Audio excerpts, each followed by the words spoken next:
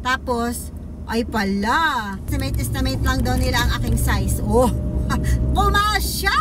Pero kung mapunta ka sa school na wala pakialam, ay bahala ka sa buhay mo. Ganun. Ay hindi ka naman ka-halo-halo bilo, hindi ka ka-approachable, hindi ka mabait. Oh, hindi rin sila mabait sa'yo. Ganun.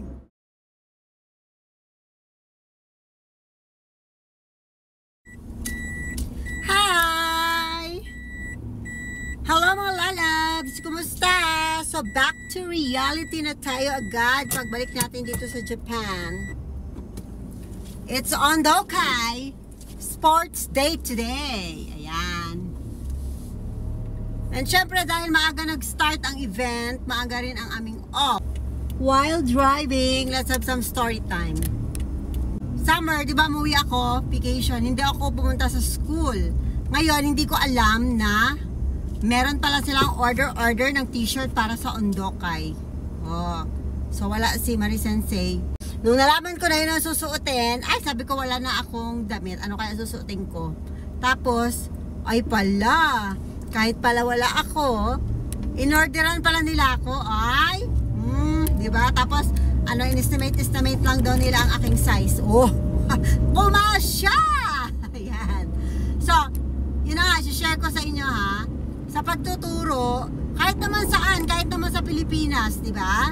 Paswerte talaga kung saang eskwelahan ka malagay, no? Pagka naswertehan ka, doon ka nalagay sa eskwelahan na may kimuchi, yung merong kusang loob, yung they care for you, ganon, ay maswerte. Pero kung mapunta ka sa school na wala pakialam, ay bahala ka sa buhay mo, ganon. Oh, diba? Ganon din dito sa Japan. Kasi 3 years lang ang maximum for you to stay in one school. So, pag after 3 years, kailangan mo nang lumipat ng ibang school. And then, pwede ka mag-request kung saan mo gustong lumipat. Pero, ang mag-decide pa rin yung head. Not unless may request ka from that particular school. So, you can go there. Now, swerte-swerte kung saan ka malilipat. And then, marami na ako naririnig na Miss Hokkaido ay mga magagaling. Yung Miss Hokkaido Junior High School kasi ako ngayon. Mga magagaling, mga mga palaban, mga gano'n, nag-excel. So, I was quite skeptical kasi sabi ko, baka hindi ko ma-meet yung mga expectations and mas stress na ako lalo kasi stress ako from my previous school, di ba? But then, ang babait nila, super swerte talaga ako for this year. Well, middle of the school year na, so pwede ko nang sabihin na talagang mababait sila, di ba? So, sana lang hindi magbago hanggang sa 3 years ko na stay with Hokkaido Junior High School. Sabagay, depende rin naman sa iyo yun. Ikaw rin ang magbibigay ng reason kung bakit sila mag-change, bakit sila magbabago ng sa'yo, pakikitungo, ganon. So, ganon dito sa Japan. So, pagka yung mga ALTs na gusto pumunta dito, pag napunta kayo sa magandang school, hindi lang maganda yung physical yung environment, kasi ang school buildings and facilities, pare-pareho lang yon, lahat ng eskwelahan, ganon ang facilities, pati nga minsan school building.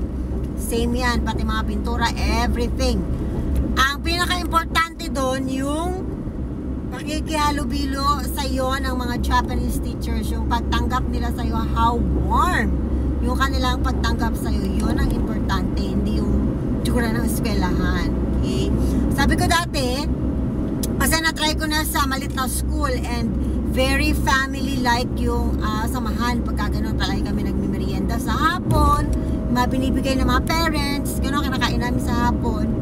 Pero dyan sa Hokkaido Junior High School, hindi siya malit na school main siya, parang pilot school siya sa Hokkaido, isa sa mga pilot schools. But yung samahan, ganun din, katulad ng sa mga maliliit na eskwelahan. So, depende talaga yun sa mga tao mismo, sa mga co-teachers mo mismo. And siguro, depende rin sa iyo, sa ALT mismo, kung paano ka makikipaghalubilo sa kanila, syempre, di ba? Pag nakita nilang, hindi ka naman ka halo-halo bilo, hindi ka ka-approachable, hindi ka mabait, di rin sila mabait sa'yo, ganun. Pero hindi ko sinasabi mabait ako, sinasabi ko lang, maganda ang pakikitungo nila sa akin, di ba? So yun ang ating story time for now. Traffic na, so focus on driving na tayo mga besh. So yun lang, period. Bye!